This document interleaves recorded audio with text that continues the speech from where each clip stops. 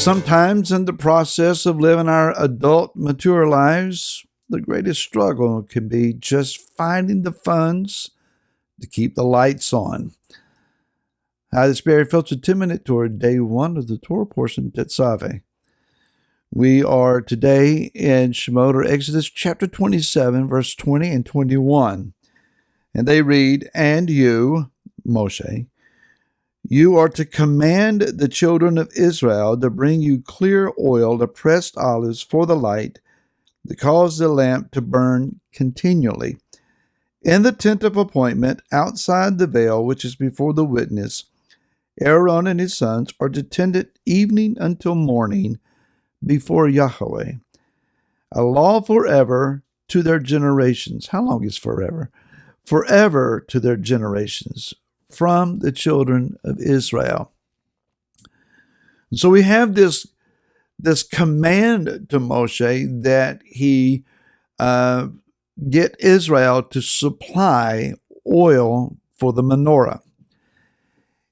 Going all the way back to the beginning of things, to Genesis or Bereshit chapter 1, the first act of Yah and the giving of creation, or the creating of all that is, was to command that light be established.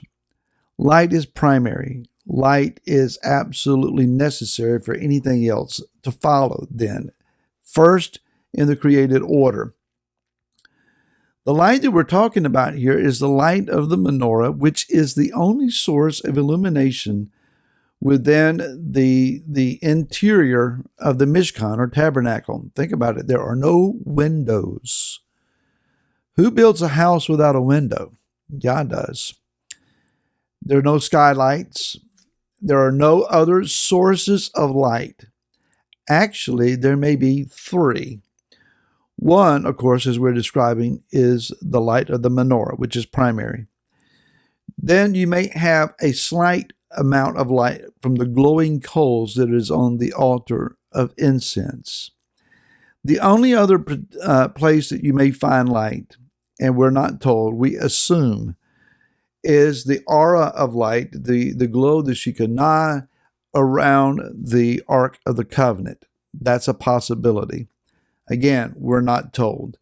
But the primary light here is that of the menorah. Now, the menorah has 2 revelations for us at least.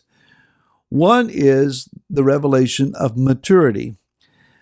The menorah was to be constructed in that it had branches that were depicting the development of almond fruit from the beginning of the very first sign of life on the limb, all the way up to an opened up bowl, which indicates the fruit has come to full maturity.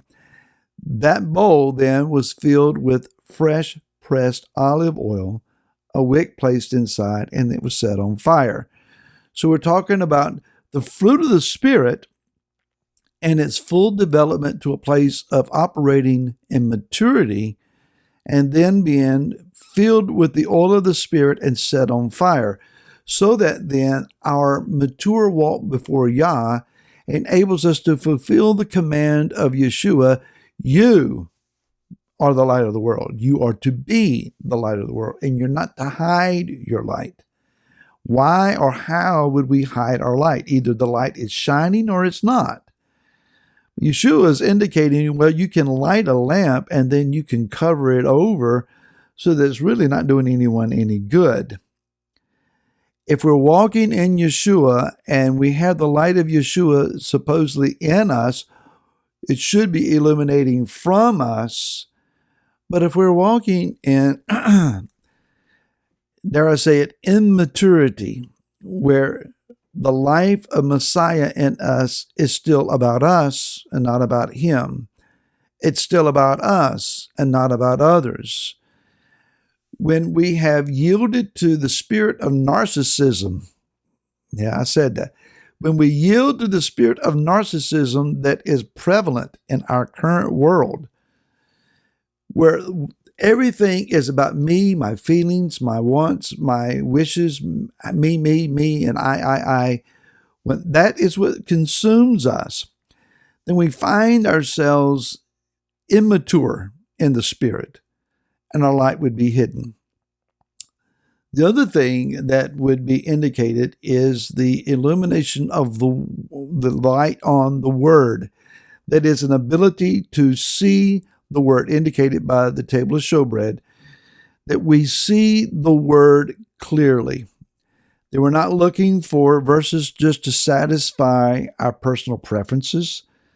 We're not looking for justification or fulfillment of personal desires, but rather we're reading the sincere word of truth and allowing it to be applied to our lives in such a way that we are obedient. The goal of the word is to bring us not in a constricting manner. I will make you conform to me. Yeah, we would think he says, no, it is the declaration of his boundaries. Inside the boundaries is the fullness of life. Yah's not squeezing the life out of us. He is opening up life for us, giving us clearly defined boundaries and understandings of how to walk before him and to be his people. And within those boundaries, there's room for your personality, your preferences, your desires, your character, your gifting, your yearnings, your dreams. All of those within the boundaries of Yah are permitted. It's when we walk outside them we find ourselves walking in the dark. If you walk in the dark, you're liable to stump your toe and crash into a wall and have a disaster.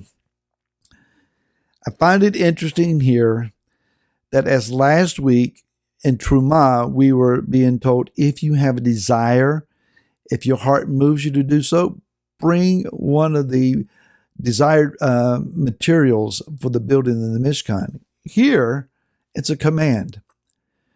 Now that we have started on this endeavor of the Mishkan, we cannot leave the Mishkan in the dark.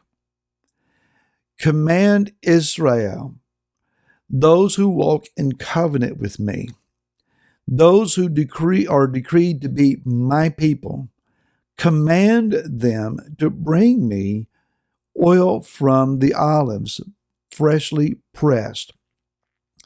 I believe, if I'm not mistaken, it's the Torah commentator Rashi who says that the oil was from an olive that was pressed between the thumb and the forefinger till the first drop came out. It would be free from sediment, free from debris, and that first drop was what was taken. But it also, the word here is not just pressed, but it is to be crushed. There are times that Yah uses circumstances just to press us a bit. And we feel that gentle pressure. And there's the exuding of the oil of the Spirit. The oil of the Ruach just begins to move through us and gently get us through that. Then there are those times that we feel crushed. Those times where circumstances are overwhelming, when we feel that there's more pressure on us than we can bear. But even in those times, if we will look, if we will be sensitive, the presence and the power of the Ruach HaKodesh, the Holy Spirit, can move through us and exert oil through us. The oil of joy can show up even in the most trying of circumstances, because joy is not an emotion. It's not how you feel. Joy is a gift of the Spirit.